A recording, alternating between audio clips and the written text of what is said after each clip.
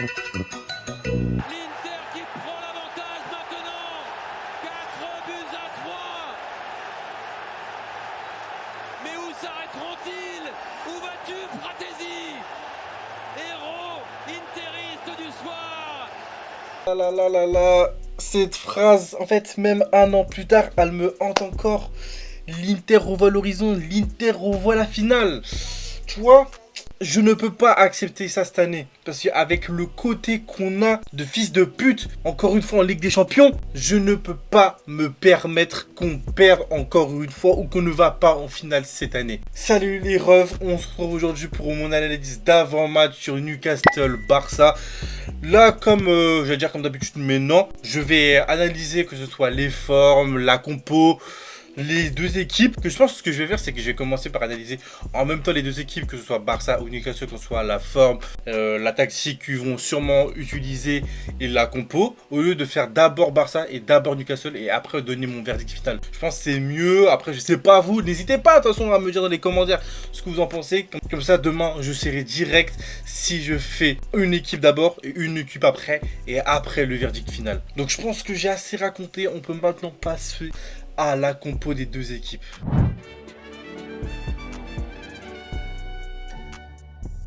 Bon, comme on peut le voir, on suppose, en tout cas c'est la compo la plus probable, qu'ils vont sûrement utiliser un 4-3-3. Comme on peut le voir, en défense, on retrouve Trippier, Chow, Burns et Hall. Avec au goal Ramsdale, ça bouge pas. Le milieu à 3 avec Tonali, Jolinstone et Ramsey. Et l'attaque avec le bon vieux Gordon, Waltmade et Barnes. Franchement, je vous avoue que c'est une bonne équipe.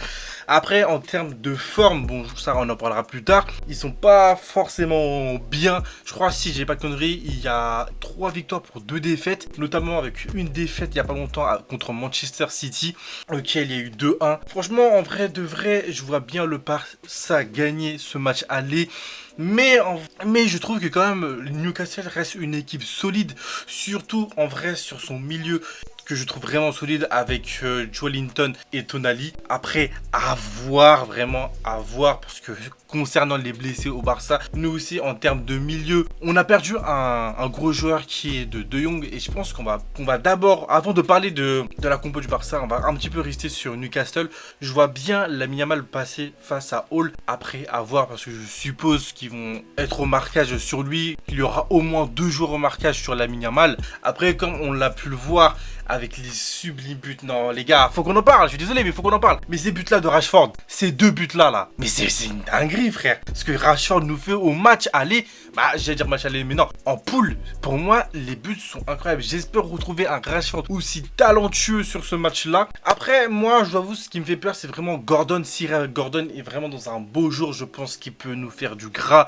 En termes d'offensivité, Waltman et Barnes, je vous avoue que c'est pas forcément des joueurs qui vont me faire peur au premier abord, mais c'est vraiment moi le milieu de Newcastle qui me fait vraiment peur. Après, à voir comment ça va être demain, mais je pense que s'il y a des buteurs demain, je pense que ça sera le milieu de Newcastle. On va maintenant passer à la compo du Barça. Bon, pour la compo du Barça aussi, c'est pas surprenant. Comme je l'ai répété tout à l'heure, il y a notre bon vieux De Jong qui a été blessé, donc bon les gars, malheureusement, en plus, je suis désolé, hein, mais je vois beaucoup de gens parler en mal de De Jong. Mais les gars, De Jong, cette année en tout cas, même l'année d'avant, pour moi, c'est une pièce maîtresse.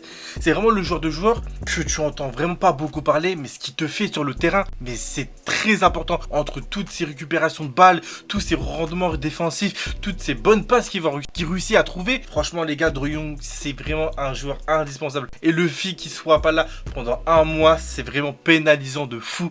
J'espère qu'il sera là pour le retour qui sera le 18 mars si je dis pas de conneries. Mais en tout cas, je trouve que De Jong c'est vraiment une pièce manquante de ce match. Mais surtout le problème de ce match, c'est que en termes de défense, le Barça, mais on est catastrophique. Ok, là on a Rocancelo qui débarque parce que on a réussi à l'avoir en prêt. Du coup il sera disponible car là on rentre en 8e de finale. Là on a Eric Garcia que je trouve moyennement bon. C'est pas non plus le défenseur le plus talentueux, mais franchement en termes de défenseur au Barça il fait l'affaire. Koubarsi face à Atlético, je l'ai vraiment trouvé bon. Mais le problème, encore une fois, les gars, de ce genre de joueurs, c'est qu'ils sont jeunes. Et en Ligue des Champions, des fois, ça peut fauter en fait. Et après, on va leur mettre la faute dessus, alors que non. Le problème, c'est de l'institut du Barça. En fait, je crois qu'on se rend pas compte que c'est une dinguerie qu'on compte sur nos jeunes joueurs, que ce soit les Bernal, les Pedri, les Yamal, les Koubarsi, les Gérard Martin. En fait, je sais pas si on se rend compte que notre équipe, la plupart, pas Pedri, sont composés de la Masia en fait, wesh. Et ça, pour moi, c'est inconcevable. C'est inconcevable dans le sens où quand tu regardes les équipes à côté, ils ont des joueurs mais de fou. Mais nous, on est vraiment obligé de se composer sur notre centre de formation. J'avoue, c'est pas mauvais, hein. Je dis pas que c'est mauvais, hein. Mais je dis juste qu'en fait, le problème de trop se reposer sur le laurier, en fait, plus tard, ça faute en fait. Et on peut pas se reposer que sur la Masia. Et c'est ça le problème. Et comme de toute façon, on peut le voir, franchement, on peut le voir la défense avec Gérard Martin, parce que Baldé est blessé, Koundé aussi est blessé. Gérard Martin, Koubarsi. Franchement, Gérard Martin, je l'aime bien, mais c'est 50-50. Franchement, c'est 50-50. Juan Garcia, rien à dire. Ce gardien est exceptionnel. Il est très très fort. Bernal, face à l'Atlético, on l'a pu le voir, le frérot, littéralement beaucoup plus décisif que Ferran Torres, le putain de regard de merde. Bref, on parlera de ce mec plus tard. Pedri, même pas besoin de parler de Pedri. Pedri est excellent à son poste. Lamine Yamal, pareil. Lamine Yamal, c'est les derniers matchs qui nous pondent, c'est incroyable.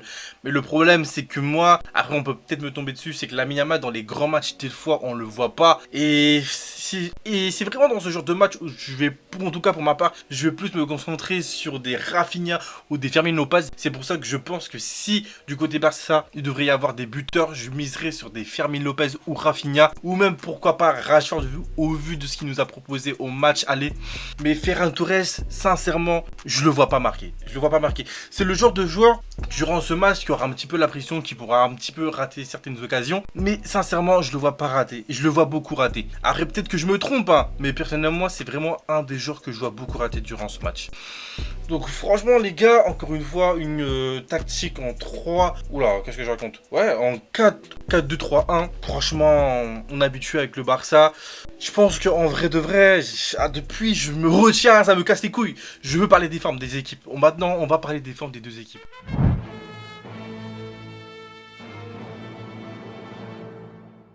Bon, là, en termes de forme, les gars, le Barça, on est cuit, littéralement, franchement, faut le dire, on est cuit. Entre Gavi et Christensen, ça fait un bon bout de temps qu'ils sont pas là, je sais franchement, je sais même plus, ils sont blessés par rapport à quoi.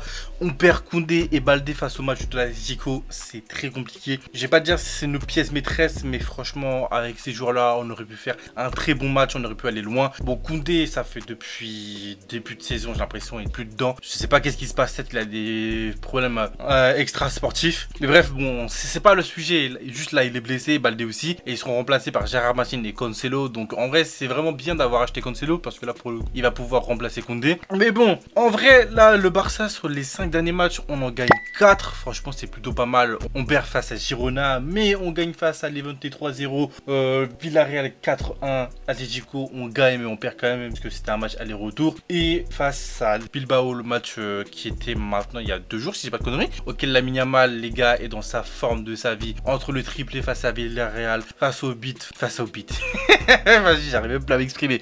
Face au but, face à Bilbao. Il est exceptionnel, il est excellent. J'attends plus de voir de lui dans des matchs gros comme celui-là. Donc j'espère qu'il sera en forme. Parce que si Lamine Yamal n'est pas en forme, les gars, ça va être dur. Ça va être très très dur. Et du côté de Newcastle, on se retrouve avec un Newcastle dont en plus je me suis trompé tout à l'heure, je raconte vraiment de la D. Qui sont en 3 défaites. Et oui, 3 défaites. 3 défaites dans lesquelles on peut retrouver 2 défaites face à Manchester City. Une face à Everton. Après, il y a une victoire en Ligue des Champions face à Karabag et une victoire face à United. Donc en vrai, vu le match, parce que j'ai pu voir que le match face à City, de ce que j'ai vu, Newcastle se trouve vraiment pas en si grande forme. Donc en vrai, c'est là que je me dis que franchement, il y a vraiment un coup à aller chercher face à Newcastle. Après franchement, à voir, parce qu'en Ligue des Champions et en Liga, franchement, je dis n'importe quoi. En Première Ligue, c'est pas la même chose. Donc peut-être que là, on aura une équipe de Newcastle qui frapperont fort dès le début. Donc c'est pour ça qu'il faudra rentrer dans le match dès le début. Ouah, c'est un peu logique ce que je dis, mais bon, vous m'avez compris. Parce que franchement, là, avec tous les blessés qu'on a, ça va être vraiment très dur. Moi, si je devrais mettre un petit prono, je pense que je dirais 2-0 pour le Barça ou des 0 Newcastle. Pour moi, il n'y aura aucune égalité. Il y aura une victoire des deux équipes, ça c'est sûr. Mais pour moi, je vois aucune égalité entre les deux équipes. Pour moi, c'est impossible. Et c'est pour ça que je vois ni le Barça mettre qu'un seul but et je vois ni Newcastle mettre qu'un seul but. Donc s'il devrait avoir un prono, je dirais 2-0 Newcastle ou 2-0 Barça. Donc franchement, en vrai les gars, pour la forme des deux équipes, sincèrement, voilà, c'est très compliqué de juger deux équipes comme ça. Mais en tout cas, je pense que ça va être un très beau match. Bon les gars, mon verdict final, pour moi le Barça reste comme le grand favori de ce match. Mais attention quand même. Mais avec les blessures de Koundé, de Baldé, de De Jong, j'ai peur que l'impact physique de Newcastle soit le tournant du match. Mon prono ça change pas, je reste sur 2-0 pour le Barça. Je pense que tout se jouera au Camp Nou, de toute façon c'est obligé car ce sera le match retour. Donc vous, qu'est-ce que vous voyez pour ce match aller? Et n'hésitez pas à me dire dans les commentaires ce que vous en pensez. C'est très important. Donc les gars, les filles, c'est déjà la fin de cette vidéo. N'oubliez pas de commenter, liker et partager. Et on se dit à la prochaine pour une prochaine vidéo. Salut tout le monde.